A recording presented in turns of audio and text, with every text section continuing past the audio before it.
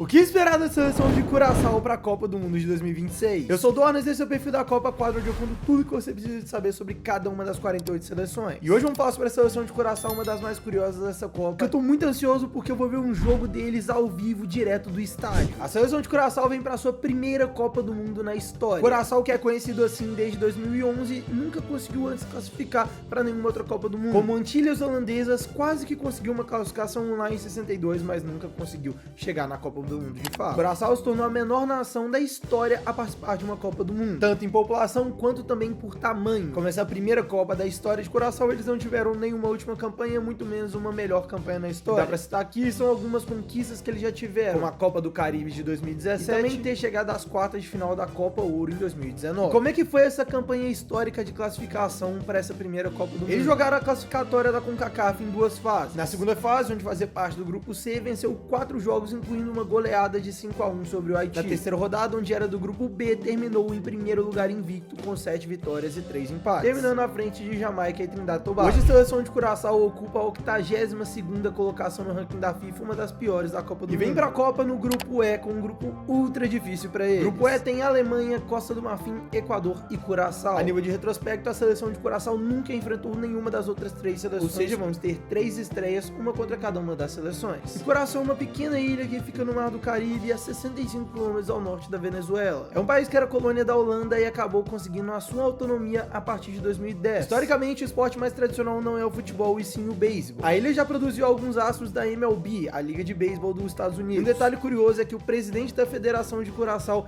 assumiu que a maioria dos moradores torce para o Brasil nas Copas e que isso é uma tradição desde a época do Pelé. Como é que a seleção de Curaçao vem para essa Copa? Falando sobre o treinador de Curaçao, tá uma maluquice. O time se classificou para a Copa do Mundo com Dick Advocaat. O treinador deixou o cargo da seleção e abriu espaço para Fred Rutten comandar a seleção de Curaçao desde o começo desse ano. Mas acontece que no dia 11 de maio foi anunciado que Dick Advocaat voltaria a treinar a seleção. Se ele de fato treinar a seleção de Curaçao na Copa, ele vai ser o técnico mais velho da história a treinar uma seleção. Boa parte desse vídeo que você tá vendo foi gravado antes do dia 11 de maio, então leve em consideração tudo que eu falei, com base agora no técnico Dick Advocaat. Quem devem ser os convocados dessa seleção de Curaçao para a Copa? 3 goleiros devem ser Elior Room, do Miami FC, Dornbusch, do VVV Venlo, lá da Holanda, e Bodak, do Telstar, também da Holanda. Como defensores, o Obispo, do PSV, o Baseor, do Konyaspor, o Fonville, do Nijmegen, o Van Eijma, do Valvik, o Gari, do Aba, da Arábia Saudita, Sambo, do Burnley, da Inglaterra, Brennet, do Keryaspor, Floranus, do Zwolle, Comencia, do Zurich e Noslin, do Telstar.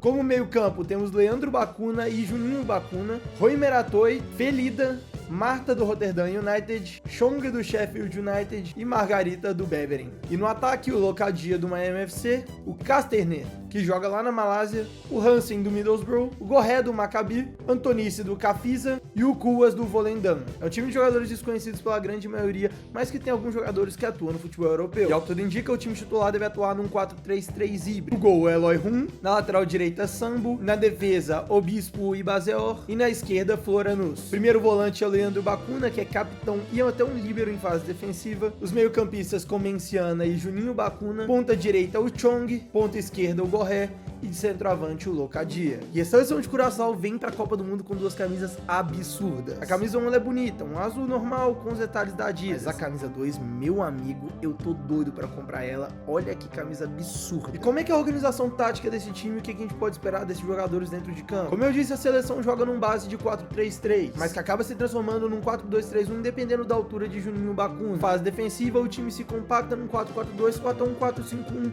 com linhas bem baixas para proteger a área. Além disso, o time também tem uma variação com uma linha de 5. O que acontece nesse caso é que o volante Leandro Bacuna acaba virando zagueiro central. Isso acontece para qualificar a saída de bola e oferecer mais cobertura também aos meio-campistas. Um detalhe também muito legal é a simetria do time nas laterais. Enquanto o Sambo na lateral direita é muito mais ofensivo, Floranus atua praticamente como um terceiro zagueiro na fase de construção. E como é que esse time com a bola no pé? Um dos detalhes que fez esse time se classificar de forma muito soberana na CONCACAF foi a diferença de jogo que eles têm para as outras seleções. Enquanto a maioria das seleções do Caribe tem um estilo mais de força física, Curaçao tenta priorizar o passe e a circulação, embora a eficácia seja limitada contra a pressão alta. Na saída de bola, ele baixa entre os zagueiros para iniciar o jogo. Se o adversário pressionar o Bakuna, o sistema de Curaçao tende a colapsar, forçando aquele famoso chute para frente. O meio de campo se organiza muito em triângulos com Comenência, Leandro Bakuna e Juninho Bakuna. Juninho é o maior elemento de mobilidade desse time, infiltrando na área e arriscando muito chute de média distância. Um outro detalhe interessante é que o time gosta também do 1 contra 1 lá na esquerda com Kinji Gorré. Lá na direita, quem dá essa mesma amplitude é o lateral Sang. E é um time que joga com transições muito rápidas. Quando eles recuperam a bola, a instrução é buscar o centroavante para pivô imediato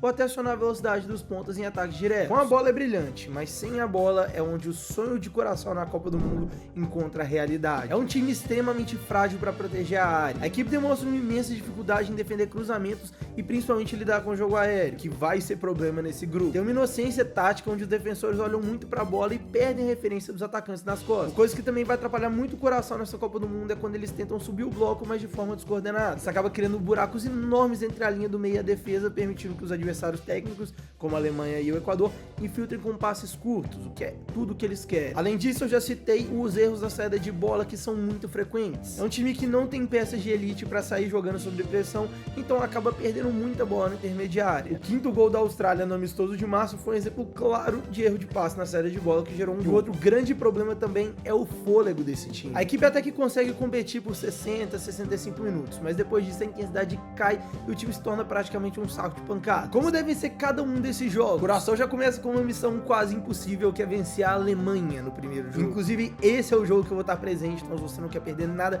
desse jogo, me segue no Instagram, me segue aqui também no YouTube pra gente ver tudo sobre esse jogo da hora demais. Esse jogo é tudo que a Alemanha queria pra estrear na Copa. Por outro lado, tudo que o Curaçao não queria. A seleção caribenha deve jogar num 5-4-1 com uma retranca total. Tudo indica que eles vão abrir mão completamente da posse de bola. E Leandro Bakuna vai ser aquele zagueiro central. A Alemanha adora explorar o espaço entre linhas, exatamente onde o Curaçao dá mais espaço. A estratégia de Curaçao vai ser rifar a bola pra frente e tentar não tomar um sacode histórico. O que eu acho difícil de acontecer, a minha previsão é que seja pelo menos um 5 ou 6-0 pra Alemanha. Já que a gente sabe que os alemães não têm pena nenhuma. O segundo jogo vai ser contra o Equador. E aqui tem um outro problema, porque além da seleção do Equador ser muito melhor tecnicamente, eles também atropelam o Curaçao no vigor físico. Aqui o Curaçao não deve ficar com um bloco tão baixo que nem contra a Alemanha, mas ao mesmo tempo eles vão sofrer muito, porque qualquer tentativa de contra-ataque vai ser muito prejudicada pela fisicalidade dos laterais do Equador. Tanto o Preciado, Alan Franco, o Estupinan, todos são uma máquina de vigor físico. O Equador é um time que recupera a bola e ataca muito rápido, ou seja, qualquer espaço que o Curaçao der depois de tentar um contra-ataque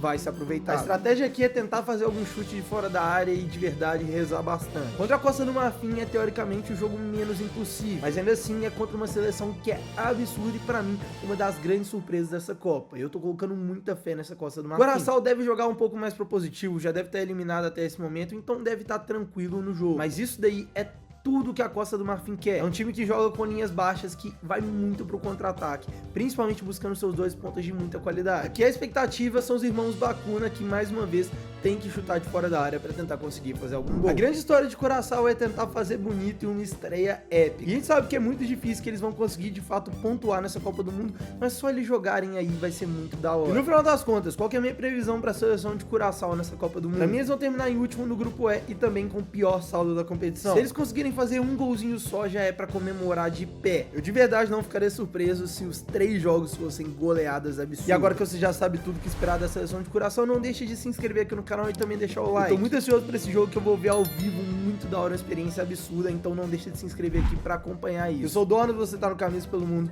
e tamo junto.